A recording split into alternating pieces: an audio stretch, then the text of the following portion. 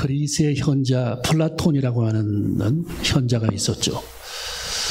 제가 대학생 때 그 플라톤에 관한 글들을 이렇게 보면서 이 플라톤이 그 이데아론이라고 하는 글을 썼는데, 그 이데아론을 살펴보면 이 세상의 모든 것들은 시들어버리고 천국에 비하면 이 세상의 모든 것은 하나의 모형이고 하나의 그림자에 불과하다 하는 그런 얘기들을 쭉 써놨고, 그래서 저는 이 플라톤의 이데아론에 대해서 많이 생각을 하고 그 당시에 이렇게 읽어보면서 어떻게 성경을 이분이 읽었는지 안 읽었는지는 모르겠지만 성경에 기록된 말씀과 일치하는 그런 얘기들을 그분이 전해서 굉장히 제가 은혜를 많이 받았습니다.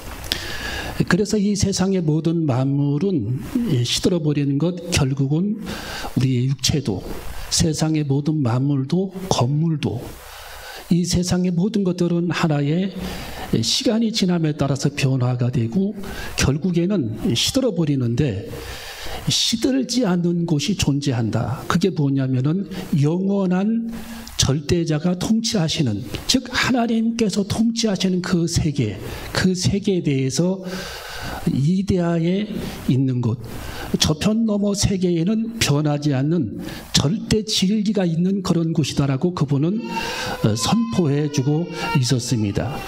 그래서 우리는 이 본문 말씀을 우리가 설명하기 전에 우리 인간은 우리 예수님께서 네 종류의 사람들이 존재한다라고 성경은 기록하고 있어요. 네 종류의 사람이 존재한다. 우리 한번 따라해볼까요? 네 종류의 사람. 자, 네 종류의 사람이 존재하는데, 여러분은 오늘 여기 말씀을 듣고 나는 이 네 가지 종류의 사람 중에 어떤 부류에 해당되는 사람인가를 여러분이 스스로 분석해 보면서 오늘 돌이키는 그런 시간, 그래서 영원한 하나님의 나라를 차지할 수 있는 그런 그리스도인이 되시기를 주님의 이름으로 축원합니다.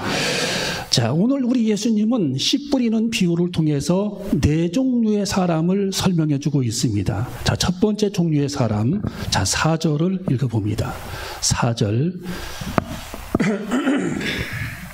자, 3절, 4절 시작. 예수께서 비유로 여러 가지를 저에게 말씀하여 가라사대, 씨를 뿌리는 자가 뿌리러 나가서 뿌릴새 더러는 길가에 떨어지며 새들이 와서 먹어버렸고. 자, 이 씨 뿌리는 비유를 우리가 잘 한번 들어보셔야 합니다. 이게 어떤 의미냐면, 씨를 뿌리는 자는 하나님의 복음을 전하는 자를 가리키는 거예요. 씨는 하나님의 말씀을 의미합니다. 자, 씨 뿌리는 자는 하나님의 복음을 전하는 자고, 씨는 하나님의 말씀을 의미하고, 또 밭은 사람의 마음 밭을 의미한다라는 거예요. 사람의 마음 밭. 벌써 눈이 감깁니까? 자, 씨는 뭐라고요? 누구의 말씀이라고요? 하나님의 말씀. 씨 뿌리는 자는 복음을 전하는 자. 밭은 사람의 마음 밭. 여기까지 이해하면 여러분 오늘 80점입니다. 이미 80점을 여러분 받은 것입니다. 자, 그런데 씨 뿌리는 자, 하나님의 복음을 뿌리는 자가 하나님의 복음을 뿌렸는데, 자, 씨 뿌리는 자가 씨를 뿌렸는데 길가에 그 하나님의 미랄이 떨어졌다. 길가. 여러분, 밭에는 이 밭 옆에 그 길이 있잖아요. 밭 옆에 길이 있는데 이 잘못돼서 그 길가에 씨앗이 하나님의 미랄이 떨어져요. 길가에. 그러면 이 길가에 떨어진 씨앗은 싹이 날까요? 안 날까요? 안 나죠. 왜냐하면 길가는 굉장히 단단한 그런 땅이기 때문에 싹이 안 난다라는 거예요. 자, 싹이 나지를 않고 이 하나님의 미랄이 이리 굴러다니고 저리 굴러다니니까 바람결에 결국 새에게 발견돼 가지고 새가 그 하나님의 미랄을 물어가 버린다. 그 뜻이에요. 그러니까 결과적으로는 우리의 마음밭이 강팍한 그런 사람, 길가처럼 마음이 강팍한 그런 사람은 결국 복음의 열매를 맺지 못한 채 구원을 받지 못한다라는 거예요. 이게 굉장히 의미가 있고 짜임새가 있고 뺄 내용이 없는 아주 굉장히 잘된 그런 예수님의 비유입니다. 그래서 오늘 여기 성경의 결론이 뭐냐, 이 말씀에 씨 뿌리는 비유는 천국하고 연결되어 있어요. 천국하고. 무엇과 연결되어 있다고요? 천국입니다. 그래서 마음이 강팍한 그런 사람들은 결국에는 하나님 앞에 이르지 못하고 구원받지 못하고 열매를 맺지 못한 채 그냥 인생을 마감하고 말 것이다라고 하는 그런 의미로 우리 예수님은 씨 뿌리는 비유 첫 번째를 설명해 줍니다. 자, 그래서 거기 19절을 읽어보세요. 19절. 자, 19절 시작. 아무나 천국 말씀을 듣고 깨닫지 못할 때에는 악한 자가 와서 그 마음에 뿌리운 것을 빼앗나니 이는 곧 길가에 뿌리운 자요. 자, 싹이 나지 않으니까, 하나님의 미랄이 싹이 나지 않으니까 새들이 와서 먹어버렸다. 악한 자가 와서 그 마음에 뿌리운 것을 빼앗나니 이는 곧 길가에 뿌리운 자요. 그래서 이 말씀이 우리 안에 떨어져서 이 정착하지 못하고 싹이 나지 않으면 결국은 사탄이 개입을 해서 말씀을 뺏어간다. 그래서 결국 그 영혼이 구원을 받지 못한다라고 말씀해주고 있는 것입니다. 자, 두 번째는 뭐냐? 돌짝밭에 뿌려진 씨앗의 비유입니다. 자, 거기 5절을 읽어봅니다. 5절. 자, 시작.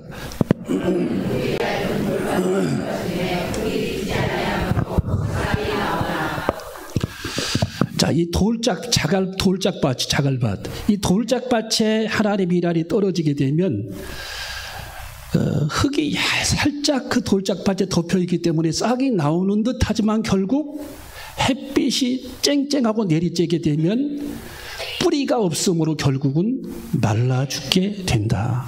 해가 돋은 후에 타져서 뿌리가 없으므로 결국 말라 죽게 된다.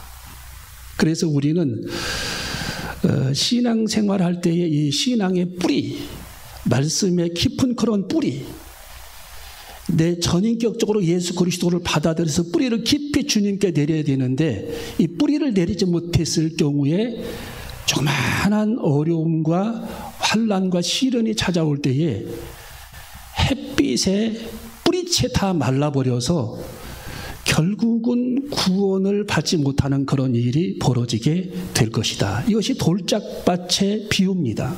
자, 그래서 거기 우리 예수님이 20절에 이렇게 설명해 줍니다. 20절 읽어봅니다. 20절 시작.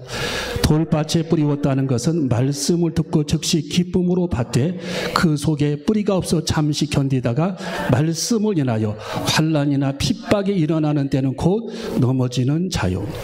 자, 그래서 뿌리가 깊지 아니한 그런 나무들, 뿌리가 깊지 아니한 모든 식물들은 결국에는 조그마한 그런 시련에도 넘어져서 결국에는 그 영혼이 구원을 받지를 못한다라는 거예요.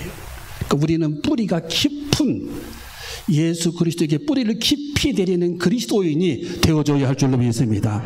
어떤 어려움과 환난과 시련이 있다 할지라도 강직한 그런 모습으로 쓰러지지 않는, 넘어지지 않는, 유혹에 흔들리지 않는, 넘어지지 않는 그런 그리스도인이 되어서 다 구원받는 하나님의 축복을 누리시기를 주님의 이름으로 축원합니다. 우리가 태풍이 한번 싹 지나가게 되면 가로수들이 쫙 이렇게 쓰러진 가로수들이 있잖아요. 거기 보면은 다 뿌리가 깊지 아니한 그런 가로수들이 다 쓰러지는 거예요. 근데 뿌리가 깊이 내린 그런 나무들은 어떤 태풍이 불어와도 쓰러지지 않고 건재한 겁니다. 우리 건재한 그리스도인, 쓰러지지 않는 그리스도인, 절대적인 그런 믿음을 가지고 하나님을 신뢰함으로 넘어지지 않는 그런 그리스도인이 되시기를 주님의 이름으로 축원합니다. 세 번째로 가시떨기밭에 떨어진 씨앗의 비유입니다. 7절을 읽어봅니다. 자, 가시떨기밭에 떨어진 씨앗의 비유. 자, 7절 읽어봅니다. 시작. 더러는 가시떨기 위에 떨어짐에 가시가 자라서 기운을 막았고. 이게 무슨 의미냐? 우리들이 세상 일에 분주하고 세상에 많은 에너지를 쏟고 살아가는 것은 물론 좋습니다. 좋은데 주님께 내 마음을 드릴 힘과 정성은 아무것도 남아있지 않다라는 거예요. 세상이 좋고 세상 풍류가 좋고 세상 유행이 좋고 이 세상이 너무 좋아서 주님께 드릴 시간도 없고 주님께 마음을 드릴 정성도 없고 주님께 드릴 때의 마음의 에너지가 하나도 남아있지 않게 된다면 결국 그 한 알의 밀알은 싹을 내지 못한다. 여러분, 밭이 있는데 풀이 가득합니다. 풀이. 제가 지난 주일날 중국의 한나라의 그 수요일날 망이 형제에 관한 그런 예를 들었잖아요. 이 망이 형제가 농사를 졌는데 다 흉년이 들어가지고 다 사람들이 굶어 죽습니다. 예.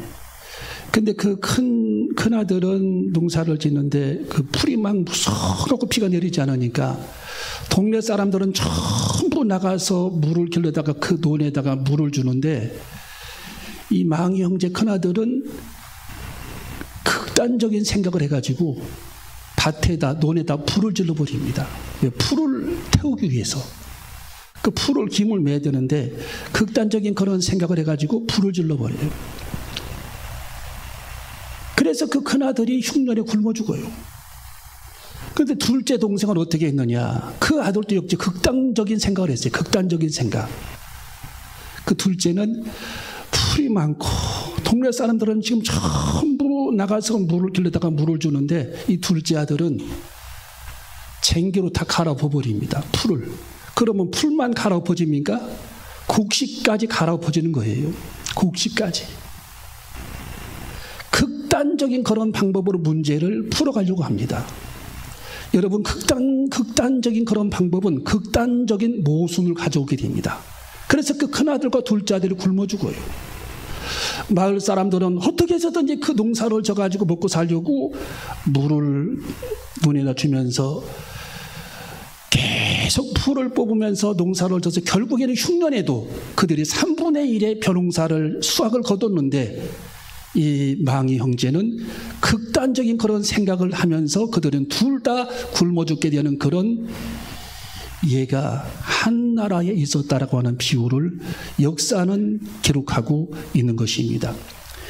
여러분, 가시나무 떨기 위에 떨어진 씨앗의 비유는 우리들이 너무 세상을 사랑해서 세상에 많은 정열을 쏟다 보면 풀이 자라면 한 알의 곡식을 수확할 수 없듯이 풀의 기운이 많아지면 곡식이 자라나지 못하듯이 세상적인 그런 기운이 내 마음속에 너무 많이 자라게 되면 내 안에 믿음의 씨앗이 자라나지를 않는다라는 거예요.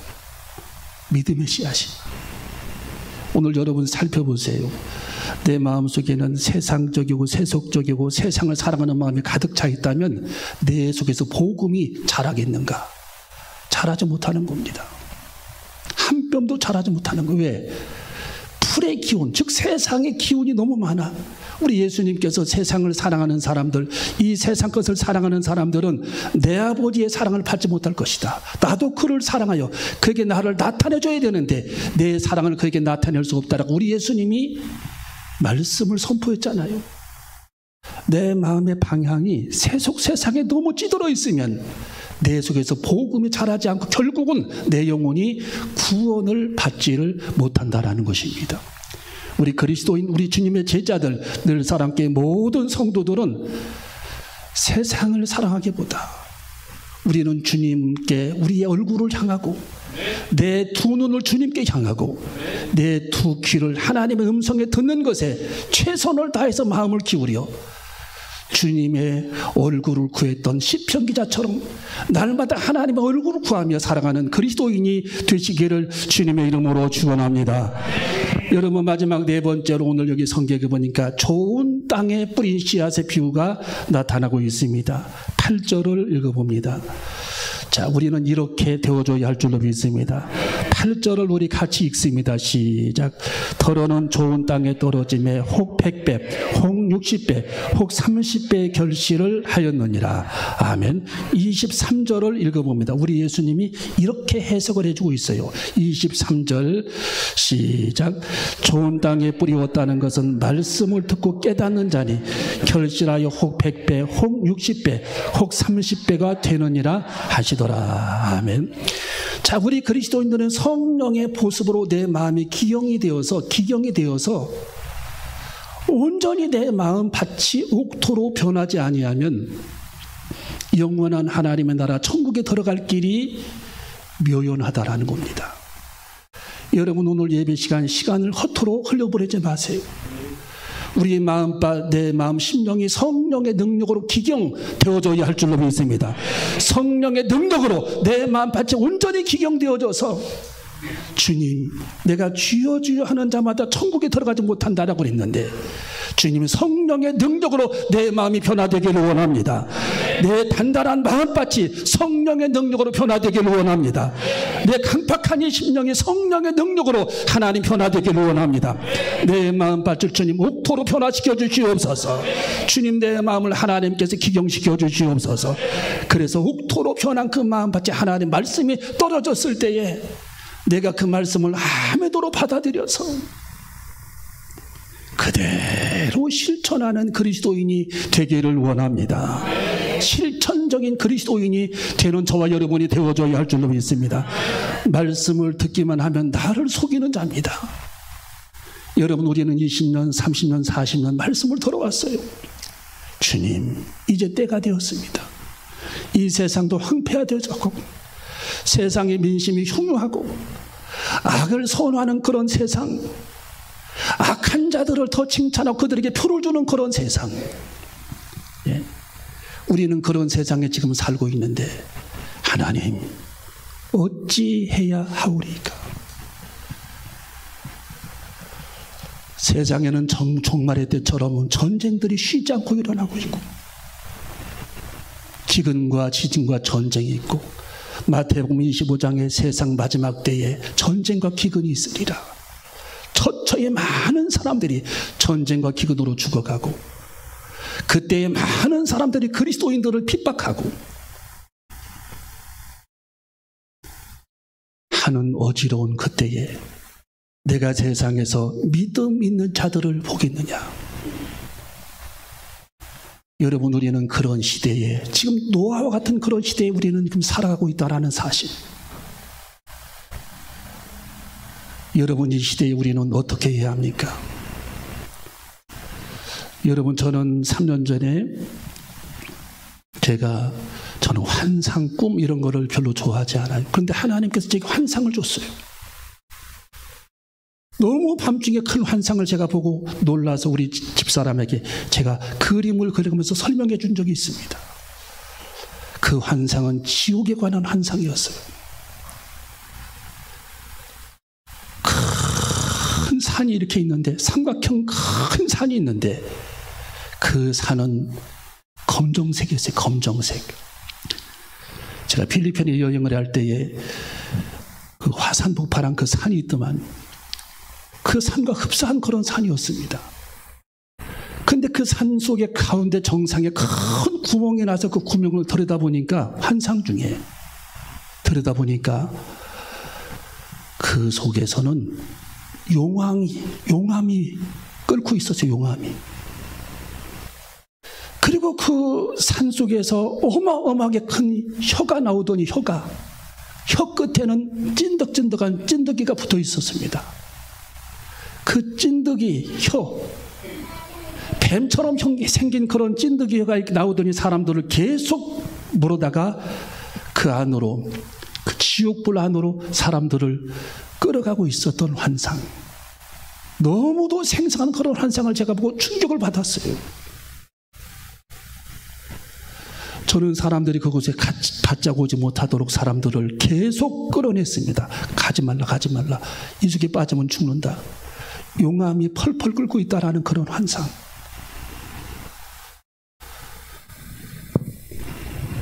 그런데요, 그 용암이 펄펄 끓는 그 구덩이 그 속에 계속 그 주변을 왕래하는 사람이 한 사람이 있어요. 예. 우리 교인 중에 그 주변을 계속 왕래하고 있어요. 거기 빠지면 죽는데.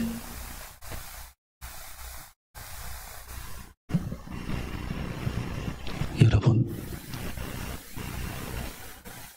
우리 우리 예수님이 4가지 씨 뿌리는 비유는 어떤 의미입니까? 너는 과연 하나님의 나라 천국에 들어갈 수 있는 그런 사람인가? 내 마음이 옥토로 변하지 않고 가시떨기처럼 돌짝밭처럼 길가처럼 강팍한 그런 마음을 가지고 있다면 너는 절대로 천국에 들어가지 못할 텐데, 주의 영 성령으로 말씀으로 우리 속이 기경되어지고 성령의 보습으로 내 속사람이 완전히 기경되어져서 내가 변화를 받지 아니하면 우리는 지옥불에 빠지게 된다는 사실을 우리 예수님이 씨 뿌리는 비유를 통해서 우리에게 말씀해 주고 있는 것입니다. 여러분, 미국에는 47명의 대통령이 지나갔습니다. 2022년도에 미국인들을 상대로 CBS가 설문조사를 했어요. 미국의 역대 대통령 중에 누가 가장 훌륭하냐? 설문조사를 했는데 1등으로 뽑힌 사람이 프랭클린 루즈벨트예요. 저 사람입니다. 얼마나 정치를 잘했냐면 4번이나 당선을 돼. 4번. 대통령을 4번을 했습니다.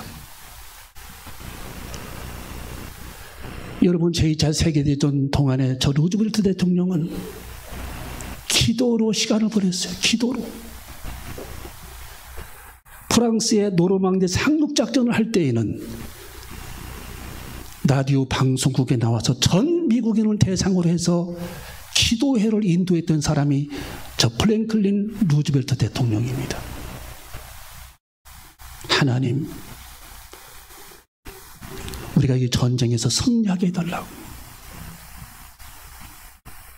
우리가 이 전쟁에 하나님 승리하게 해달라고 CBS 방송국에 나와서 전 미국인을 상대로 기도회를 열면서 하나님 앞에 기도하며 부르짖었던 루즈벨트. 여러분, 저번에 미국의 경제 대공황을 그 당시에 또 겪고 있었는데 많은 사람들이 빵 한 조각을 얻기 위해서 줄을 서서 정부에서 주는 빵을 얻기 위해서 줄을 서서 기다리고 있는 저 장면을 보세요. 저 어려운 시기를 겪었던 나라가 미국입니다. 저 경제공황에 저 믿음이 굵직한 저런 루즈벨트가 대통령이 나타나서 경제를 다시 일으킵니다. 2차 대전을 승리로 이끌어갑니다. 그리고 미국인들에게 기도를 날마다 독려합니다. 이분은 상하원 의원들을 대상으로 이분이 이렇게 연설한 적이 있습니다. 여러분, 힘내십시오. 우리는 기도할 대상 하나님께서 우리 앞에 계십니다. 그리고 하나님께서는 침묵만 지키신 분이 아니라 성경에 하나님께서는 많은 말씀들을 우리에게 주셔서 약속해 주신 하나님의 약속을 붙잡고 걸어가십시다. 그분은 그렇게 연설을 하면서 그 고난의 시기에 이 많은 고난과 시련은 위장된 하나님의 축복입니다. 그분은 그렇게 연설의 마지막을 장식합니다.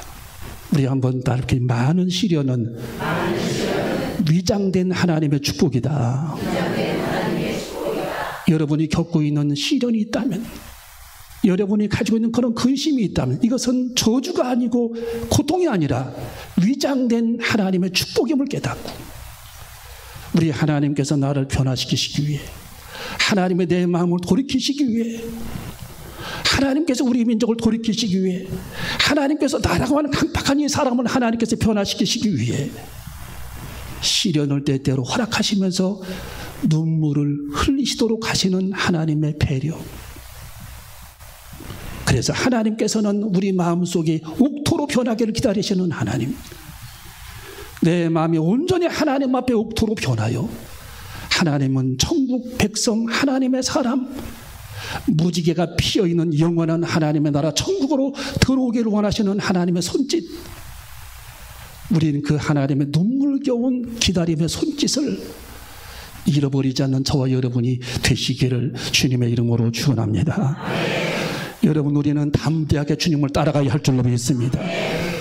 여러분, 저 루즈벨트는 백성들에게 머뭇거리지 말라. 그리고 담대하라. 좌로나 우로나 치우치지 말라. 전능하신 하나님의 뜻을 붙잡고 하나님의 말씀을 붙잡고 표대를 향해서 걸어가자라고 미국민들을 설득했던 루즈벨트처럼 여러분, 우리도 머뭇거리지 말고 뒤를 돌아다보지 말고 표대를 붙잡고 주님을 담대하게 따라가는 저와 여러분이 되시기를 주님의 이름으로 축원합니다.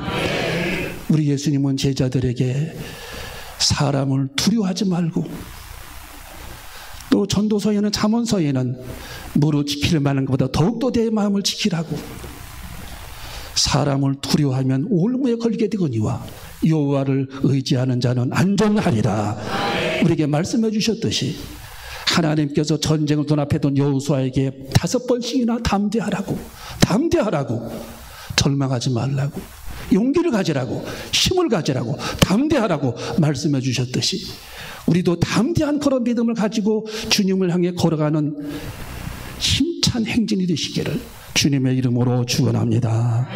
기도하시겠습니다.